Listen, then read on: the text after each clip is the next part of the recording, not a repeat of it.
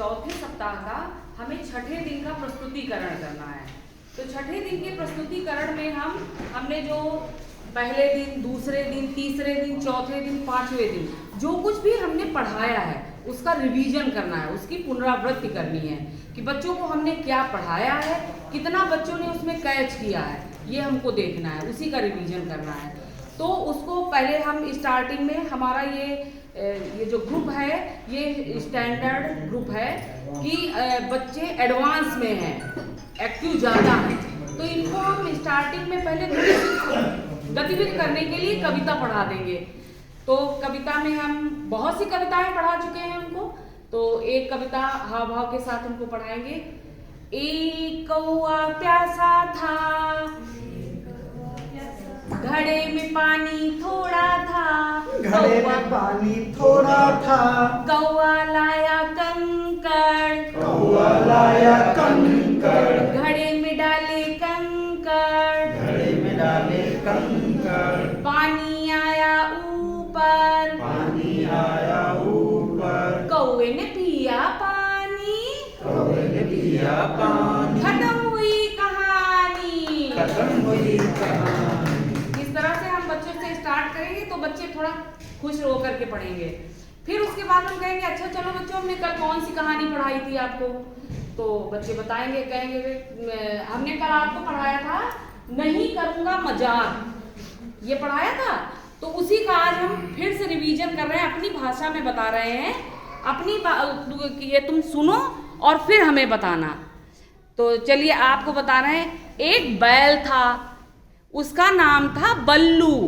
वो बैल एक बार मैदान में घास चर रहा था, तो उसी के पास में एक मक्खी आई, वो भिन भिन भिन भिन कर रही थी।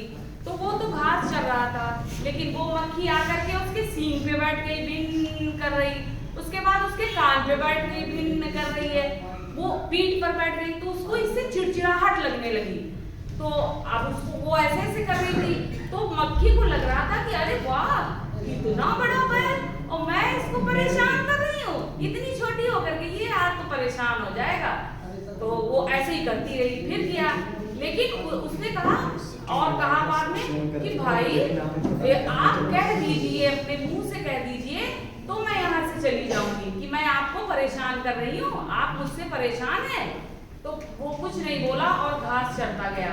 उसके बाद उसने कहा अरे मैं आपसे परेशान नहीं हूँ, आप चाहे जो कुछ करिए और आपके शरीर का भार तो मैं सहन कर सकता हूँ, आप तो बहुत छोटी सी हैं, लेकिन आपकी जो भिनभिनाहट है उससे मुझको घबरा मतलब चिकचिकी ऐसी लग रही है, भिन भिन कान पर करते हो उससे मेरा मन चिक चिक चिक चिक हो रहा है।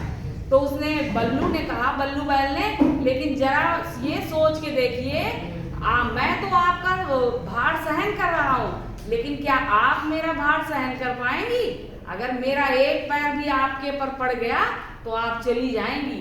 तब उसको याद आया अरे मैं मजाक किसके साथ कर रही थी। उसने कहा अरे वाह नहीं, मैं आपके साथ मजाक नहीं करूंगी, और वो अपना हंसती हुई वहां से चली गई। जब उसको ये समझ में आया कि हाँ ये बात सच है कि मेरा भार बहुत कम है, मैं इसके ऊपर बैठूंगी तो इसके ऊपर कोई असर नहीं पड़ेगा, लेकिन अगर इसका एक पैर हमारे पे पड़ गया तो मैं तो जान से ही चली जाऊंगी। इसलिए वो चली गई और वो खुश होके चली गई। बल्लू बैल जो था वो भी आराम से घास खाने लगा। तो बच्चों ये जो हमने कहानी पढ़ी इससे हमें क्या क्या सीख मिली? हमें सीख ये मिली कि हमें मजाक अपने बराबर वालों से करनी चाहिए। हमें लड़ाई झगड़ा अपने क्लास में जो बच्चे पढ़ रहे हैं उनसे करिए, आप उनसे मजाक करिए, दूसरे ऊंचे क्लास से मत करिए। जैसे आप 4th में पढ़ रहे हैं तो 8th क्लास के बच्चों से आप दूर रहिए, मजाक मत करिए, वरना आप पनिश हो जाएंगे।